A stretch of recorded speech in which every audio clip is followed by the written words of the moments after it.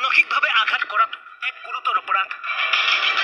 মানুহৰ কাৰণেতো যথেষ্ট আমাৰ দুখ লাগিছে সকলোৰে, কাৰণ সি এটা ক্লাছ 9ত পঢ়ি থকা সৰু ল'ৰা, আৰু সি নিজৰ আচলতে যিটো প্ৰতিভা, আমি সেইটো প্ৰতিভা বুলিয়ে ক'ব লাগিব, সি তেনেদৰে কৰি সি নিজে মানুহৰ পৰা সি নিজৰ এটা সন্মান এটা সি পাইছিলে বুলি সি ফিল কৰে, বা সি এটা তাৰ এটা চেষ্টা আছিলে অভিনয়ৰ ক্ষেত্ৰতে।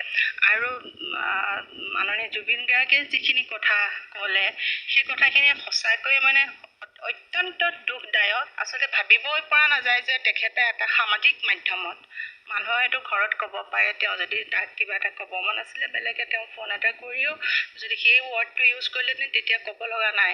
কিন্তু যিহেতু ল'ৰাজনে এটা সমাজত এজন প্ৰতিষ্ঠিত শিল্পীৰ দৰে তেওঁ পাৰফৰ্মেঞ্চবিলাক কৰি আছে, আৰু সেনেকুৱা পৰ্যায়ত তেখেতে যেতিয়া যিটো টিভি বাইট দিলে যে সি এটা পাগল, সঁচাকৈ সেই শব্দটো শুনিলে আমাৰ নিজৰ কেনেকুৱা ফিল হয়। মই শিশু সুৰক্ষা আয়োগত এটা কমপ্লেইন লিখিছোঁ, সেইটো মই যোৱাকালি মেইল কৰিছোঁ, আৰু তাত মই এইটোৱে লিখিছোঁ যে জুবিন গাৰ্গে যিটো শব্দ কৈছে বা যেনেধৰণৰ কথাবিলাক ক'লে, সেই ল'ৰাটো খুব ভাগি পৰিছে, সি খুব কান্দিছে, তাৰ ভিডিঅ'বিলাক চাইছোঁ, এইটো এটা ডাইৰেক্টলি মেণ্টেল হেৰাছমেণ্ট।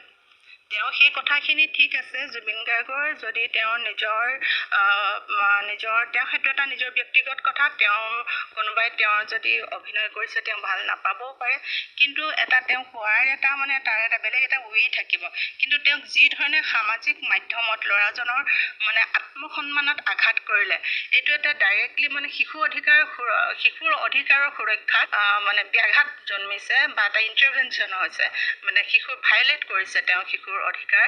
গতিকে সেইটোৰ কাৰণে মই আচলতে শিশু অধিকাৰ সুৰক্ষা আয়োগত এটা কমপ্লেইন দিছোঁ যে এনেধৰণৰ যাতে কামবিলাক, শিশুৰ মানসিক নিৰ্যাতন যাতে, সমাজৰ বিশেষকৈ গণ্যমান্য ব্যক্তিসকলে যাতে এই কামৰ পৰা বিৰত থাকিব পাৰে, সেইকাৰণে মই কমপ্লেইনটো দিছোঁ।